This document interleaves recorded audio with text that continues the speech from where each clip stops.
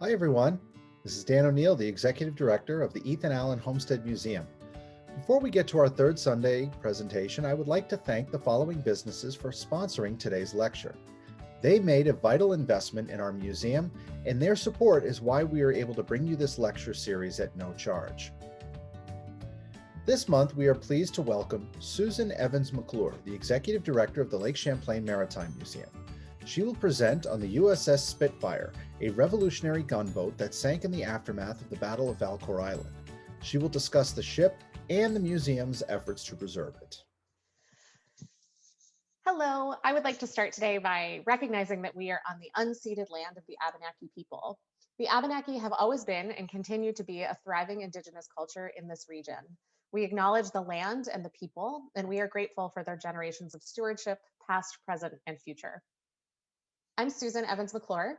I'm the Executive Director of Lake Champlain Maritime Museum, and I'm happy to be with you all to tell you a little bit more about the museum and about our efforts to preserve and share the Revolutionary War gunboat Spitfire. Before we start, a little bit about Lake Champlain Maritime Museum. Here it is on your screen. It's always sunny, there's always a rainbow. It's never cold and the winds never blow off the lake. So we are a history, ecology, and archaeology museum that connects people to our unique region with the goal of building a healthy future for Lake Champlain and for our community. We're located 7 scenic miles outside of Vergennes, Vermont, on the shores of Lake Champlain. And our team of archaeologists, historians, boat builders, and educators lead programs, research, and museum exhibits both on site and, for the past year, mainly online. Lake Champlain itself is about 120 miles long and centrally located between 2 states and 2 countries. The waterway has always been a central travel corridor, so there are lots of stories to tell. We are looking forward to being open for our 2021 season, outdoors only with masks on, starting in May. And we will actually be free to visit in 2021 as we want to give back to our community and offer a place for people to connect with each other, with our history, and with our environment. So I hope to see all of you at the museum in 2021.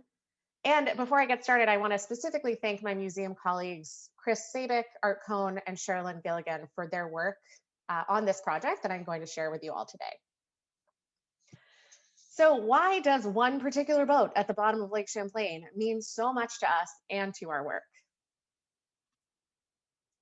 Let me take you back to the summer of 1776 on Lake Champlain.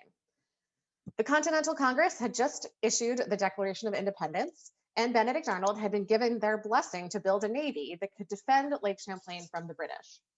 He built the boats in what is now Whitehall, New York, and leading to their proud display of the birthplace of the US Navy sign that you see in Whitehall today.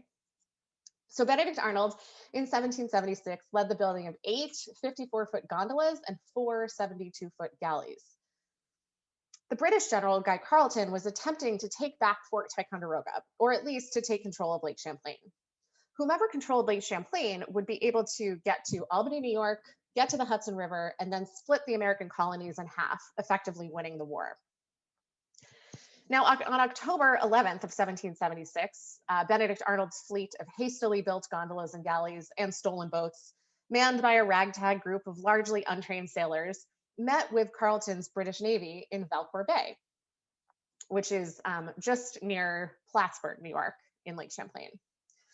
Arnold's fleet was roundly trounced and captured. After almost 6 hours of fighting, cannon fire, and snipers, Arnold's fleet was completely captured. And that's actually where things get more interesting. Guy Carleton ordered that the Royal Savage, one of Benedict Arnold's fleet, be burned.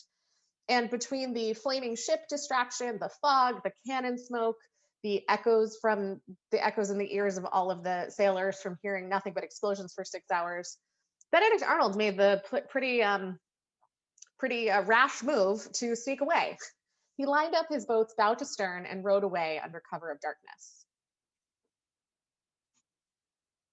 And when the British woke up, why weren't they surprised to see that their captors were gone? Carleton immediately ordered a pursuit and a battle ensued down the lake. Arnold knew that if he could get his men to Fort Ticonderoga, they would be fine. But despite his head start, the British caught up to the Americans and a second fight ensued near Split Rock Mountain. Some of the boats continued to Fort Ticonderoga, while Benedict Arnold ran the rest of the boats aground in Ferris Bay, which is now called Arnold's Bay. and he lit them on fire to prevent the British from getting control of the ships. And in fact, our team in the museum is undertaking another research project this year, funded by the National Park Service's American Battlefield Protection Program, that will specifically examine Arnold's Bay and the surrounding land to learn more about this really interesting part of the story. We're hoping to determine exactly where the ships were scuttled in the bay, and people have been taking objects from that site almost since the day the ships were burned. Of course, what happens in that bay comes back to be a big part of Benedict Arnold's treason story later in the war. When Arnold gave the orders to light the boats on fire, they were still full of cannon and gunpowder, so there were lots of explosions. And actually, one injured sailor was still alive and left on the boat. And he was then killed when the boats exploded.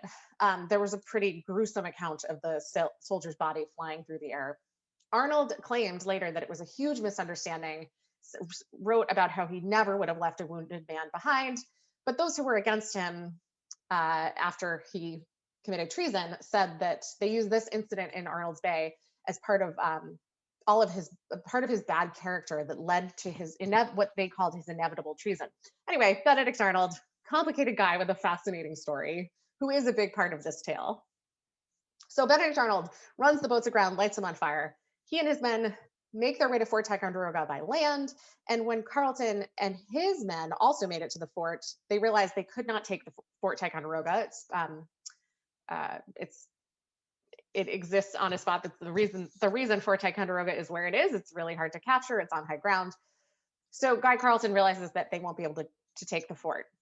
But then it's mid-October, and things in the North Country are they're bleak. There was snow on the mountains, and Carleton decided that he was just going to wait out the winter.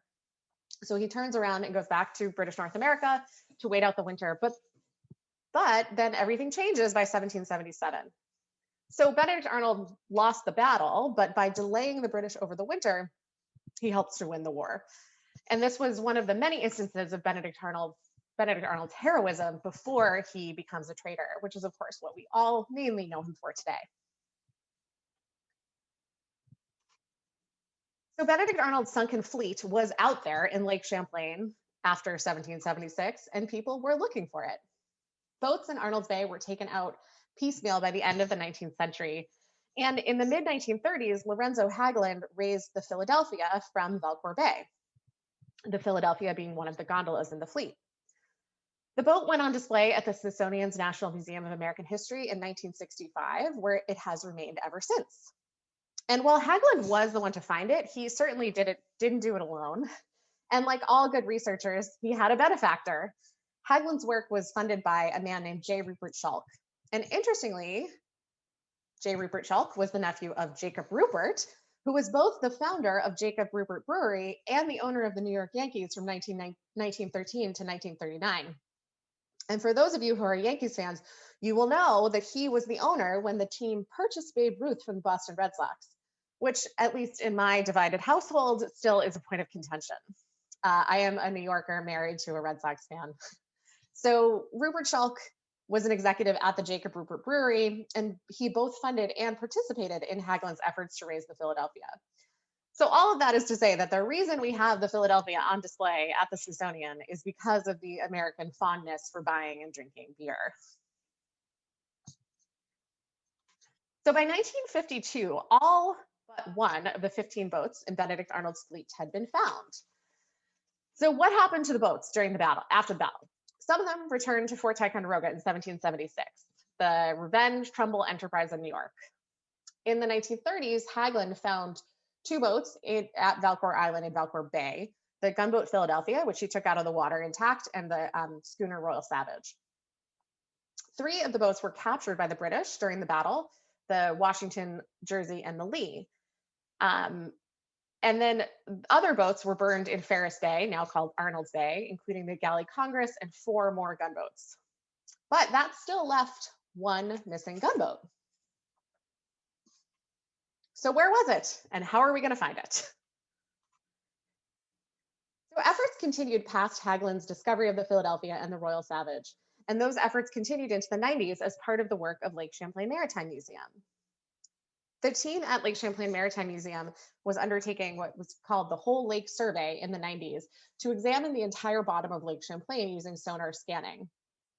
When it was discovered that zebra mussels had arrived in Lake Champlain, the museum started this ambitious 10-year project to map the bottom of the lake and document what it found, assuming that the zebra mussels would damage the underwater cultural resources, fancy term for shipwrecks, in the near future.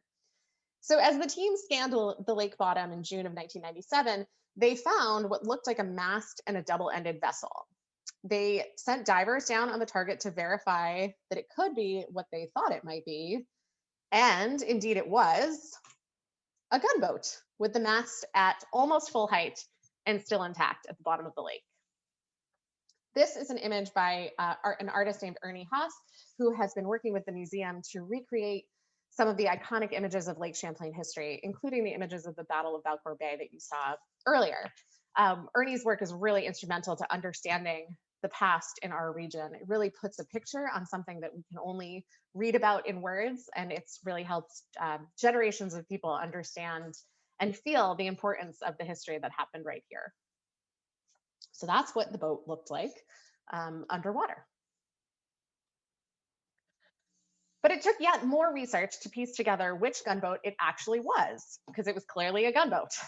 The study of history is really the study of primary sources that we piece together to learn what happened. We can only make determinations based on what the primary source tells us. But the more digging you do, the more you find. And with more focused research, and the team uncovered a new document that was detailed, that was actually called The Fate of the Fleet, and it was written in 1776. So once they had access to that document called The Fate of the Fleet, which was actually pretty amazing story of how it came to the museum. The museum had publicized that they found this gunboat and they were working to figure out what it was. And someone actually contacted the museum and said, he happened to be an antiquarian book dealer. And he said, I have this document that's been in my family. It says The Fate of the Fleet, and it says 1776 on Lake Champlain and names all the boats. Is this possibly helpful to you? And it definitely was, because you can see, here's the document here, and you can see that it lists the names of the boats and what happened to them, including the Spitfire. And it says for Spitfire, sunk at her anchor by the enemy. So they also went through and saw the names of the other boats that said they were sunk into Ferris Bay and what happened to them. And they were able to piece together that the 4 boats that were in Ferris Bay were the Connecticut, Providence, New Haven, and Boston were the names of the 4 gunboats in Ferris Bay. And that it was indeed the Spitfire that was left at the bottom of Lake Champlain. So this was a really exciting process of historical discovery, putting the pieces together, finding the primary sources, finding the objects, and really solving a historical mystery. But with the identification and discovery of the boat by the late 90s, now what? So Lake Champlain Maritime Museum created the Spitfire management team and began doing inspection dives on the site almost annually and keeping tabs and monitoring threats to the boat ever since. Finding shipwrecks is actually the part that most people hear about. And in some ways, it's the easiest part of underwater archaeology. It's actually what to do about them and how to take care of them after you find them that gets complicated. And in fact, the Spitfire is extra complicated. Due to the Sunken Military Craft Act of 2004, it is in fact the law that if a ship is used by a government during a military engagement, it continues to be the property of that government. So in this case, the boat is the property of the US Navy because it was sailed by the Navy in a naval engagement. The boat is also technically in New York State, so New York State waters of Lake Champlain. And Lake Champlain Maritime Museum is in Vermont. So we have a multi-state research team working with a federal partner now because the boat is the property of the US Navy. So what we thought was just about discovering the boat then becomes even more complicated figuring out what to do with it. So now that we know it's there, what do we do with it? And I always like to flip that question. And instead of asking, what do we do? I start with, why should we do it?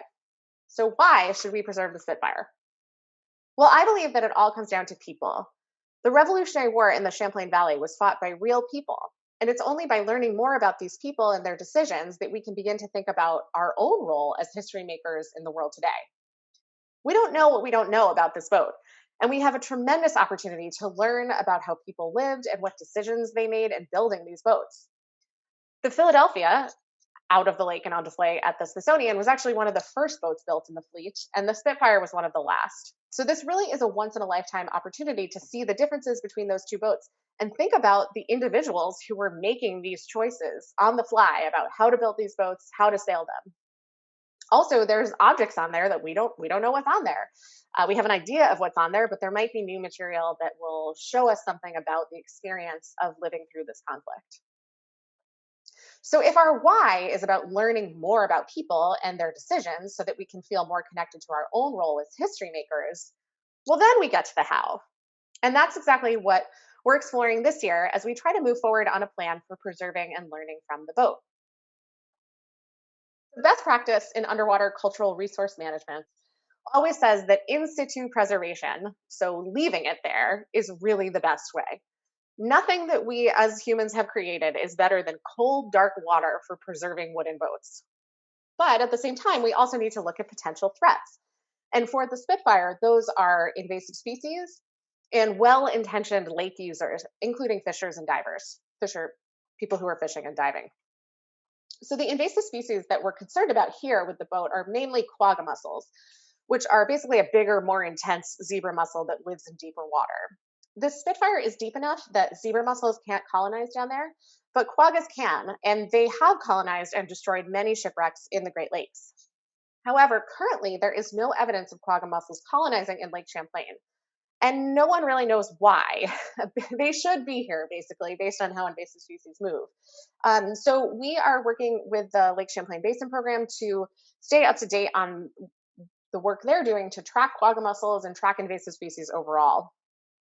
And of course, the goal with invasive species is to prevent their arrival. So we're trying to support as much research as we can into invasive species and invasive species mitigation and prevention in Lake Champlain to help protect this boat.